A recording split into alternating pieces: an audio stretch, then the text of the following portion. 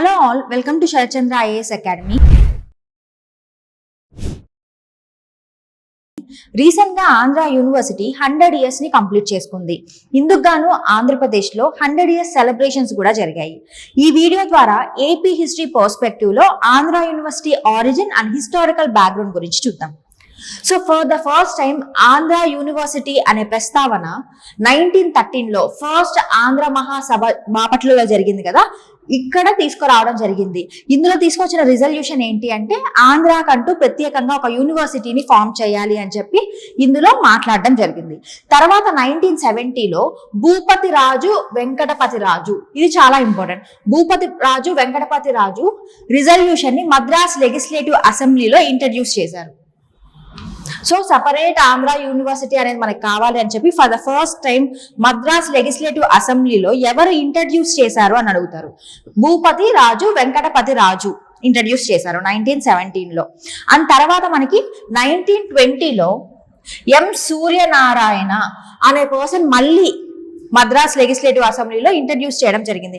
దాన్ని ఎవరు అపోజ్ చేశారు అంటే నటేష్ మొదలియార్ అనే పర్సన్, ఈయన తమిళియన్, మద్రాస్ కి చెందిన పర్సన్. ఈయన ఈ ప్రతిపాదనను కొట్టివేయడం ఆరెల్స్ అపోజ్ చేయడం జరిగింది. సో దీనికంటూ సపరేట్ గా ఈ ఆంధ్ర యూనివర్సిటీ ఫార్మేషన్ కోసం ఒక కమిషన్ ని వేయడం జరిగింది. ఆ కమిషన్ పేరే స్టౌటమ్ కమిషన్. ఇది చాలా ఇంపార్టెంట్. సో స్టౌటమ్ కమిషన్ అనేది దేనికి రిలేటెడ్ అని అడగచ్చు, లేదా ఆంధ్ర యూనివర్సిటీ ఫామ్ అవ్వడానికి వేసిన కమిషన్ ఏంటి అని అడుగుతారు. స్టౌటమ్ కమిషన్ ఇది ఎవరి టైంలో వేశారు? Justice party. So justice party ఈ కమిషన్ ని వేయడం జరిగింది. సో ఈ పాయింట్ గుర్తుపెట్టుకోండి. అండ్ కేవీ రెడ్డి నాయుడు అనే పర్సన్ ఆంధ్ర యూనివర్సిటీకి తెలుగు యూనివర్సిటీ అనే నేమ్ ని సజెస్ట్ చేయడం జరిగింది. సో ఇది చాలా చాలా ఇంపార్టెంట్ ఈ పాయింట్ అనేది. ఎవరు ఆంధ్ర యూనివర్సిటీకి తెలుగు యూనివర్సిటీ అనే నేమ్ ని ప్రపోజ్ చేశారు అని అడుగుతారు. కేవీ రెడ్డి నాయుడు, ఈ పేరు గుర్తుపెట్టుకోండి, 1925లో ప్రపోజ్ చేయడం జరిగింది. అయితే first Madras university vice chancellor అయిన రఘుపతి వెంకటరత్నం నాయుడు. సో రఘుపతి వెంకటరత్నం నాయుడు మనకి ఆంధ్ర యూనివర్సిటీ ఫామ్ అవ్వడానికి ఇండైరెక్ట్ గా హెల్ప్ చేశారు. నెక్స్ట్ 1925 ఆగస్ట్ 20, ఈ డేట్ చాలా ఇంపార్టెంట్. 1925 ఆగస్ట్ 20 రోజున ఆంధ్ర యూనివర్సిటీ బిల్ ని ఇంట్రడ్యూస్ చేశారు లెజిస్లేటివ్ అసెంబ్లీలో. సో లెజిస్లేటివ్ అసెంబ్లీలో ఆంధ్ర యూనివర్సిటీ బిల్ ని ఏ ఇయర్ లో ఇంట్రడ్యూస్ చేశారు అంటారు. 1925 ఆగస్ట్ 20, ఈ డేట్ ని గుర్తుపెట్టుకోండి.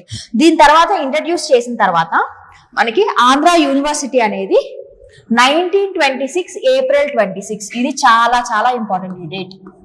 సో ఆంధ్ర యూనివర్సిటీ ఎప్పుడు ఫామ్ అయింది? 1926 ఏప్రిల్ 26 ఫామ్ అయింది.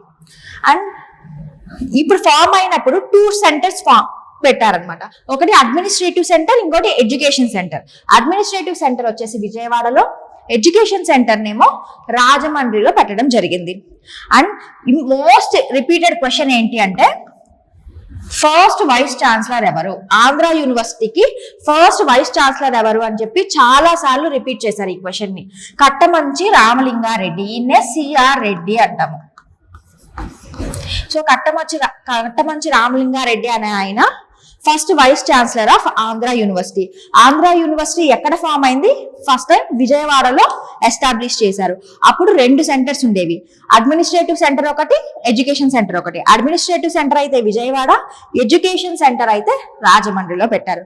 బట్ ఇలా మనకి ఆంధ్రప్రదేశ్ అంటే కోస్టల్ ఏరియా ఈ దాంట్లోనే పెట్టడం వల్ల రాయలసీమ పర్సన్స్ ఎవరైతే ఉన్నారో వాళ్ళు అపోజ్ చేశారు. సో 2 కూడా ఆంధ్రప్రదేశ్ లోనే ఉన్నాయి, రాయలసీమ ఏరియాస్ లో లేవు అని చెప్పి అపోజ్ చేశారు. సో అపోజ్ చేశారనమాట. సో అపోజ్ చేయడం వల్ల ఈ ఆంధ్ర పీపుల్ లోనే డిఫరెన్సెస్ అనేవి స్టార్ట్ అయ్యాయి. రాయలసీమ పీపుల్ కి ఆంధ్ర పీపుల్ కి డిఫరెన్సెస్ అనేవి స్టార్ట్ అవ్వడం జరిగింది. ఇక్కడ నుంచి అనమాట ఎక్కువగా స్టార్ట్ అయ్యాయి. అయితే మనకి ఆంధ్ర యూనివర్సిటీ లోగోని ఎవరు డిజైన్ చేశారని కూడా అడిగే ఛాన్సెస్ ఉన్నాయి. సో కౌతు రామ్మోహన్ శాస్త్రి అనే ఆయన ఆంధ్ర యూనివర్సిటీ యొక్క లోగోని డిజైన్ చేయడం జరిగింది. అండ్ ఆంధ్ర యూనివర్సిటీ ఫామ్ అయిన టైంలో సీఎం ఎవరున్నారు, ఎడ్యుకేషన్ మినిస్టర్ ఎవరు అని అడిగే ఛాన్సెస్ కూడా ఉన్నాయి. సో సీఎం ఎవరు? రాజా రామ్లింగర్, ఈయన్నే పానగల్లు రాజా అని కూడా అంటారు. పానగల్లు రాజా. సో ఈయన జస్టిస్ పార్టీకి సంబంధించిన పర్సన్ అన్నమాట. సో పానగల్లు రాజా అప్పట్లో సీఎం గా ఉన్నారు ఆంధ్ర యూనివర్సిటీ ఫామ్ అయినప్పుడు. ఎడ్యుకేషన్ మినిస్టర్ వచ్చేసి ఏపీ పాత్ర అని ఆయన ఎడ్యుకేషన్ మినిస్టర్. అయితే మనం చెప్పుకున్నాం కదా, ఇలా ఆంధ్రాలోనే ఈ 2 సెంటర్స్ ఉండడం వల్ల రాయలసీమ వాళ్ళు ఫీల్ అయ్యారు. సో అక్కడ డిఫరెన్సెస్ అనేవి స్టార్ట్ అయ్యాయి. సో డిఫరెన్సెస్ అనేవి వచ్చిన తర్వాత సో ఏమైంది అంటే టిఎం నరసింహాచార్యులు ఈయన ఏం చెప్తారంటే, ఈయన member of the selection committee. So ఈయన కడపకు చెందిన పర్సన్ అనమాట. ఈయన ఏ రిజల్యూషన్ పెడతారు అంటే, రాయలసీమ డిస్ట్రిక్ట్స్ ని ఆంధ్ర యూనివర్సిటీ పర్వ్యూలోంచి తీసేసేయండి, మాకొద్దు అని చెప్తారు. ఆంధ్ర యూనివర్సిటీ పర్వ్యూలో నుంచి రాయలసీమ డిస్ట్రిక్ట్స్ ని ఎక్స్క్లూడ్ చేయండి అన్నారు. సో తర్వాత ఏం జరిగిందంటే మద్రాస్ పర్వ్యూలో ఇవన్నీ రావడం జరిగింది. మద్రాస్ పర్వ్యూలో రాయలసీమ డిస్ట్రిక్ట్ లో ఉన్న యూనివర్సిటీస్ లైక్ కాలేజెస్ ఇవన్నీ కూడా మద్రాస్ యూనివర్సిటీ పర్వ్యూలోనే వచ్చాయి, పెట్టడం జరిగింది. సో శ్రీబాగ్ ప్యాక్ట్ జరిగింది కదా, ఆంధ్ర పీపుల్ అండ్ రాయలసీమ వాళ్ళ మధ్య ఉన్న భేదాలని తగ్గించడం కోసం శ్రీబాగ్ ప్యాక్ట్ అనేది జరిగింది. ఇందులో శ్రీబాగ్ ప్యాక్ట్ లో ఏం చెప్పారంటే 2 సెంటర్స్ ని సజెస్ట్ చేశారు. 2 సెంటర్స్ ని పెడదాము అని చెప్పి.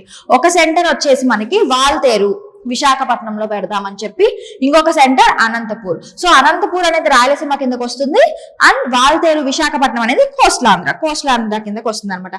సో ఇలా 2 సెంటర్స్ ని పెట్టడం వల్ల సో ఇద్దరు కూడా సాటిస్ఫై అవుతారు, ఆంధ్ర వాళ్ళు అండ్ రాయలసీమ పర్సన్ సాటిస్ఫై అవుతారని ఇలా సజెస్ట్ చేస్తారు శ్రీబాగ్ ప్యాక్ట్ లో. సో ఫైనల్ గా కూడా మనకి అలానే విజయవాడ నుంచి ఆంధ్ర యూనివర్సిటీని ఫైనల్ గా విశాఖపట్నంకి తీసుకొని వచ్చారు. సో ఆంధ్ర యూనివర్సిటీని విజయవాడ నుంచి విశాఖపట్నంకి ఎప్పుడు చేంజ్ చేశారు అని కూడా అడుగుతారు.